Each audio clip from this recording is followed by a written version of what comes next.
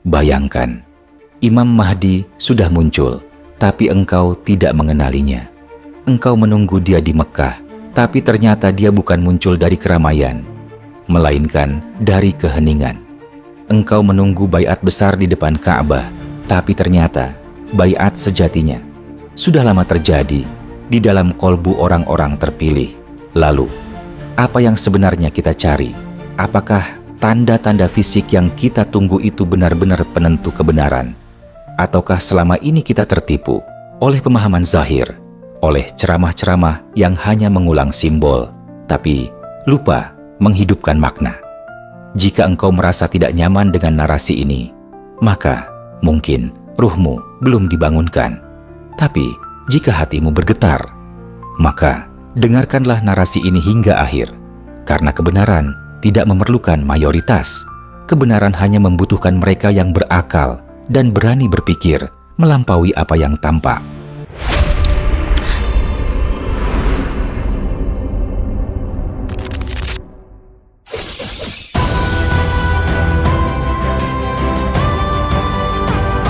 Assalamualaikum warahmatullahi wabarakatuh. Kembali lagi di channel Gusto Story, channel yang menyajikan informasi, edukasi, kisah dan misteri di belahan dunia ini yang mungkin belum terungkap.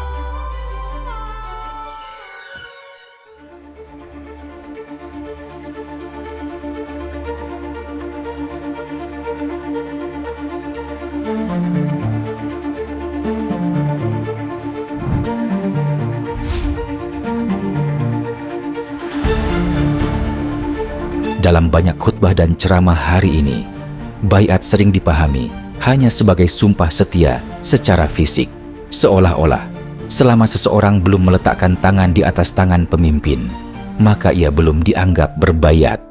Tapi, benarkah begitu?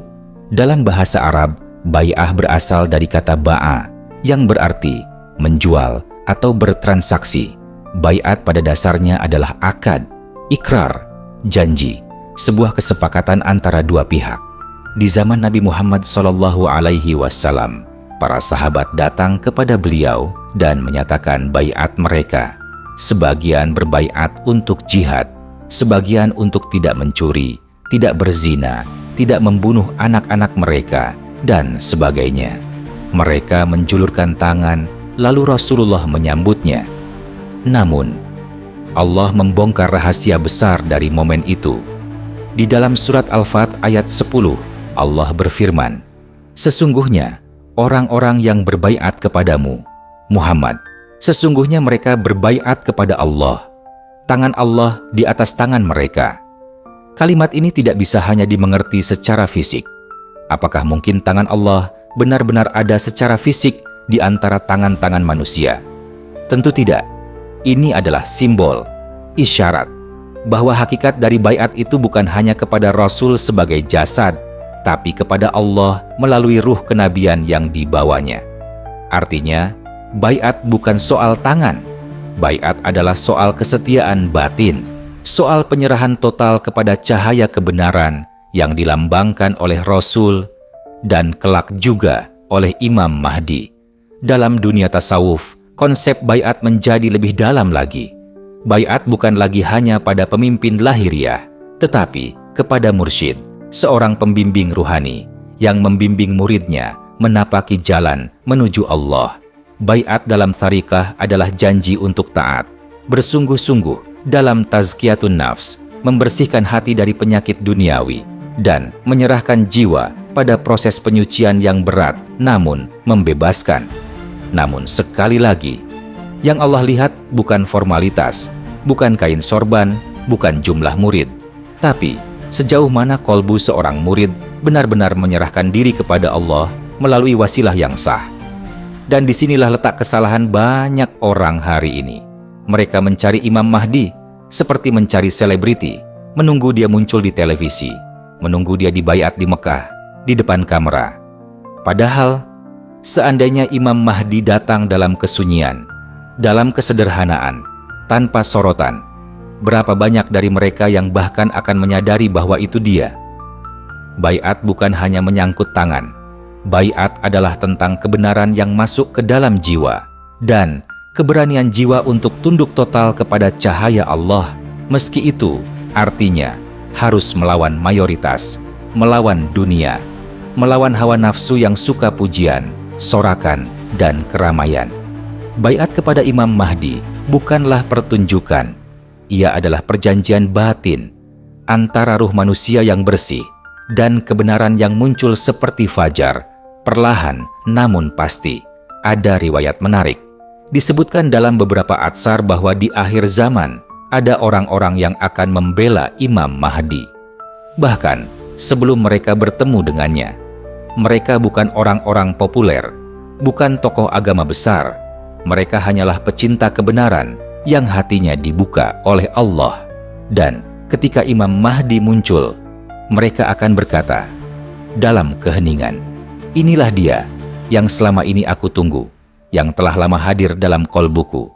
Dan pada saat itulah baiat mereka telah terjadi jauh sebelum tangan bertemu tangan, karena yang bersentuhan adalah ruh dan nur.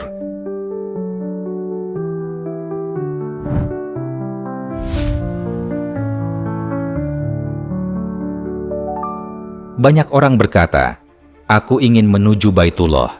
Aku ingin sampai ke rumah Allah." Lalu mereka menabung, membeli tiket, dan pergi ke Mekah. Mereka menyangka bahwa rumah Allah hanya ada di satu tempat di bumi ini. Tapi benarkah demikian? Ka'bah yang terletak di Mekah memang disebut sebagai Baitullah, rumah Allah, tempat berkumpulnya jutaan umat Islam dari seluruh dunia.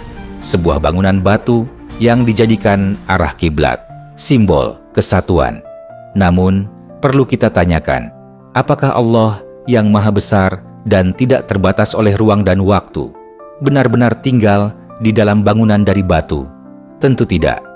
Dalam surah Al-Baqarah ayat 115, Allah berfirman, "Milik Allah lah timur dan barat, kemanapun kamu menghadap, disitulah wajah Allah. Sesungguhnya Allah maha luas, rahmatnya, lagi maha mengetahui." Maka pertanyaannya bukan lagi, di mana rumah Allah? Tapi, apa makna rumah Allah yang sesungguhnya? Dalam sebuah hadis qudsi, Allah berfirman, "Langit dan bumi tidak dapat memuatku, tetapi hati hambaku yang beriman, itulah yang mampu memuatku." Lihatlah, Allah tidak menyebut Ka'bah, tidak menyebut masjid atau tempat suci manapun. Tapi yang mampu menampung kehadirannya adalah kolbu, hati manusia yang suci. Maka, jika kita bertanya, di mana Baitullah? Jawabannya bukan hanya Ka'bah, tapi juga di dalam kolbu seorang hamba yang benar-benar mencintainya. Sebagian orang berkata, sholat itu harus menghadap kiblat, lalu mereka membentuk tubuh ke arah barat atau timur. Namun bagaimana dengan hati mereka? Apakah benar menghadap? Menghadap Allah bukan hanya gerakan tubuh, tapi kesadaran kolbu, dalam zikir, dalam rindu, dalam taubat, dalam kehinaan. Di saat seseorang berkata dari lubuk hati terdalamnya, "Ya Allah, aku datang kepadamu," maka ia telah memasuki Baitullah dalam batinnya. Ka'bah adalah simbol, ia adalah arah untuk menyatukan gerakan. Tapi bukan tujuan akhir. Tujuan akhir adalah tiba di hadirat Allah. Dan pintu itu bukan di langit, bukan di dinding batu, tapi melalui kesadaran ruhani di dalam kolbu. Maka waspadalah, waspadalah terhadap mereka yang hanya menyuruhmu mencium batu, tapi tidak mengajarkanmu mengenali cahaya Allah dalam kolbu. Waspadalah terhadap mereka yang mengajakmu ke rumah Allah, tapi tidak pernah membimbingmu membuka ruang rahasia di dalam dirimu sendiri, tempat di mana Allah bersemayam dengan cinta dan rahmatnya. Jika engkau belum bisa ke Mekah, tapi setiap malam engkau menangis memohon ampunan, maka engkau telah masuk Baitullah batin. Jika engkau belum bisa menyentuh Hajar Aswad, tapi engkau telah mencium kebenaran dengan air mata taubat, maka engkau telah menyentuh rumah Allah yang sejati.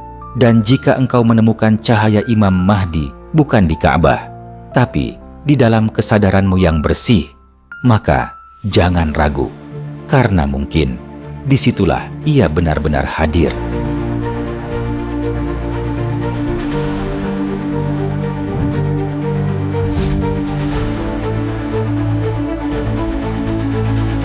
Di sekitar Ka'bah ada satu tempat yang dimuliakan, disebut sebagai Maqam Ibrahim, sebuah tempat kecil berlapis emas yang menyimpan jejak kaki Nabi Ibrahim alaihissalam saat membangun Ka'bah.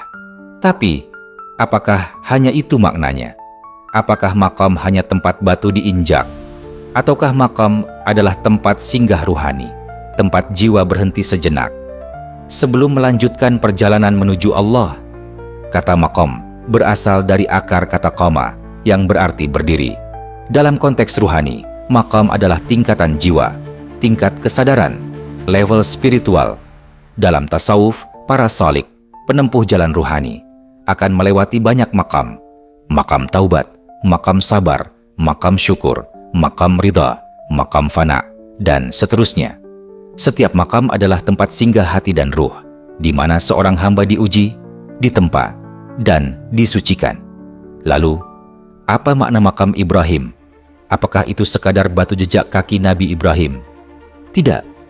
Ia adalah simbol makam tertinggi seorang hamba yang telah mempersembahkan segalanya untuk Allah, bahkan anaknya sendiri. Makam Ibrahim adalah makam pengorbanan total, melepaskan dunia, melepaskan logika, melepaskan keinginan demi tunduk kepada perintahnya.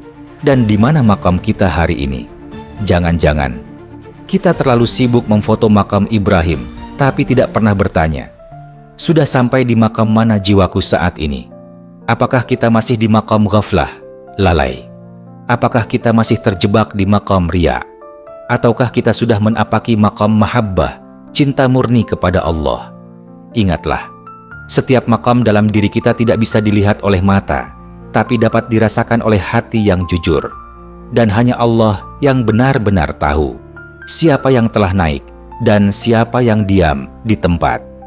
Imam Mahdi, jika benar ia akan dibaiat di sisi Ka'bah, maka bukan berarti ia hanya akan berdiri di makam fisik, tapi ia datang membawa makam ruhani tertinggi untuk membangunkan jiwa-jiwa yang tertidur, dan hanya mereka yang telah menempuh makam-makam itu yang akan mengenalinya. Mereka tidak akan bertanya, mana jubahnya, mana pedangnya, mana tandanya, tapi mereka akan merasakan dalam kolbunya bahwa inilah dia yang telah dijanjikan, yang makamnya selaras dengan cahaya kenabian. Makam sejati bukan yang ditunjukkan, tapi yang dirasakan. Batu bisa dijadikan monumen, tapi makam dalam diri hanya bisa diraih dengan jihad batin. Maka jangan hanya cari makam Ibrahim, carilah makam Ibrahim dalam dirimu.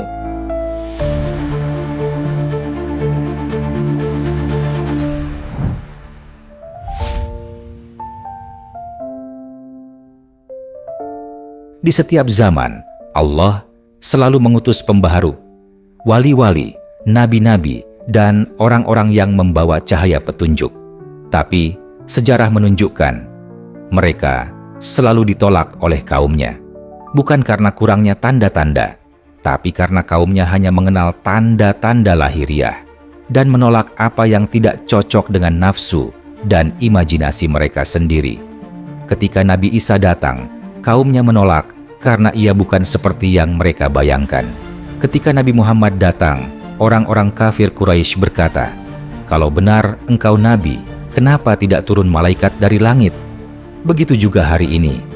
Banyak orang berkata, Imam Mahdi akan dibaiat di Ka'bah. Imam Mahdi akan datang membawa pedang dan pasukan besar. Imam Mahdi akan dikenal oleh seluruh dunia dalam satu malam. Tapi semua itu adalah takwil zahir, penafsiran yang terlalu harfiah.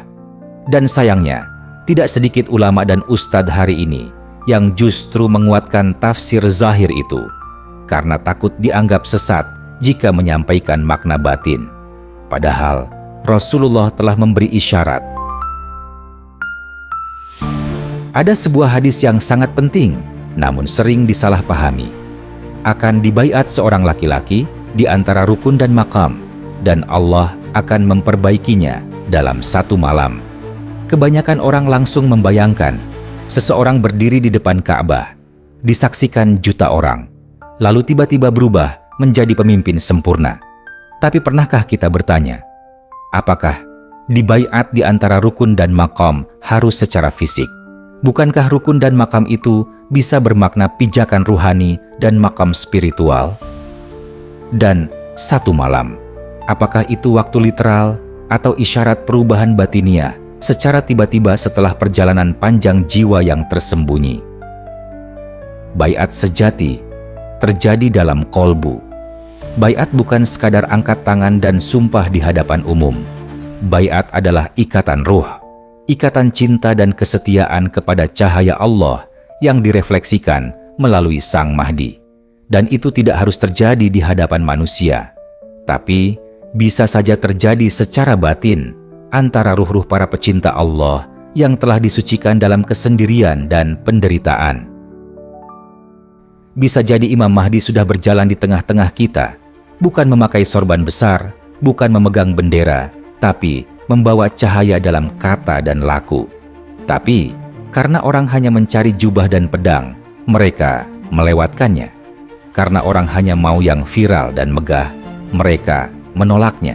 Padahal mereka tidak sadar bahwa mungkin baiat sudah lama terjadi, tapi hanya mereka yang bersih hatinya yang mampu merasakan dan terhubung. Kebenaran tidak selalu tampak di mata, tapi bisa dirasakan oleh kolbu yang jujur. Mereka yang hanya menunggu Imam Mahdi secara fisik akan kecewa, tapi mereka yang menanti dengan ruh akan tahu kapan waktunya datang, meskipun tanpa panggilan umum, tanpa pengumuman dari langit. Dan saat itu tiba, baiat tidak lagi butuh barisan panjang, karena baiat sudah terjadi di alam ruhani para kekasih Tuhan.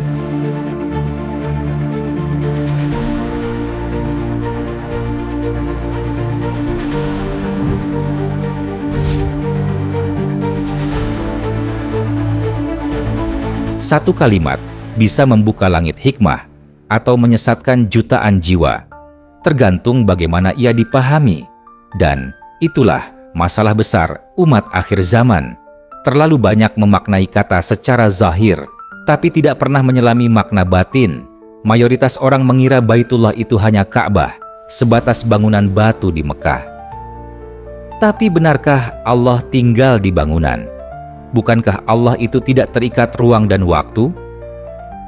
Baitullah secara hakikat adalah hati yang suci. Tempat Allah bersemayam adalah dalam kalbu yang bersih. Tidak akan memuatku langit dan bumiku, tapi cukup bagiku hati hambaku yang mukmin. Hadis Qudsi. Maka siapapun yang hatinya telah jadi Baitullah, ia selalu berada di hadapannya. Dan siapapun yang datang ke Ka'bah, tapi hatinya penuh hawa nafsu, ia masih jauh dari Tuhan meskipun berdiri di depan Baitullah fisik. Baiat sering dimaknai sebagai sumpah setia kepada seorang pemimpin.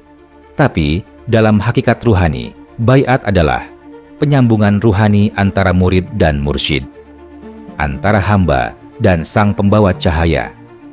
Baiat yang sejati tidak harus diucapkan, tapi dirasakan oleh ruh. Bisa terjadi dalam mimpi, dalam kesadaran tinggi, dalam heningnya malam. Dan Imam Mahdi, jika memang pembaharu itu sudah hadir, maka baiatnya pun bisa terjadi secara ruhani, tanpa perlu diumumkan ke dunia.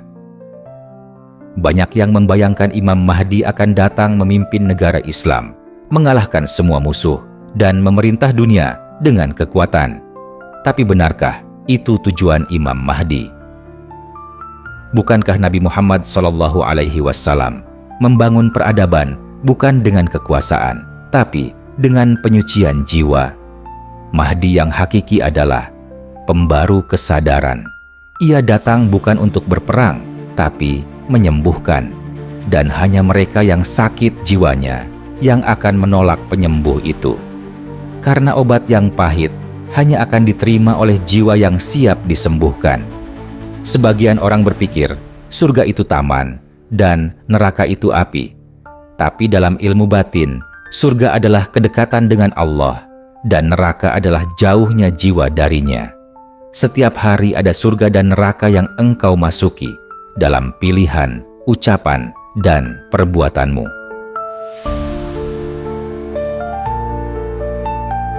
Kesalahan paling umum dari umat hari ini adalah memisahkan zahir dari batin.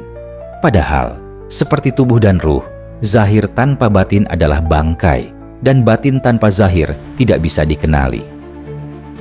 Ayat Al-Quran, hadis Nabi, dan kisah para wali, semua itu punya makna lahir dan makna batin. Dan tugas orang beriman adalah menggali dua-duanya. Sesungguhnya kami telah menurunkan Al-Quran ini sebagai petunjuk bagi orang yang menggunakan akal. Quran, Surat Az-Zumar, ayat 9. Jika kita hanya memahami agama dari sisi lahir, kita akan tersesat dalam simbol-simbol. Tapi, jika kita menyelami dengan akal dan kolbu, maka cahaya hakikat akan terbuka. Dan hanya mereka yang berani menyelami yang akan sampai pada pemahaman sejati tentang Baitullah, Baiat, Maqam, Mahdi, dan hakikat perjalanan menuju Tuhan.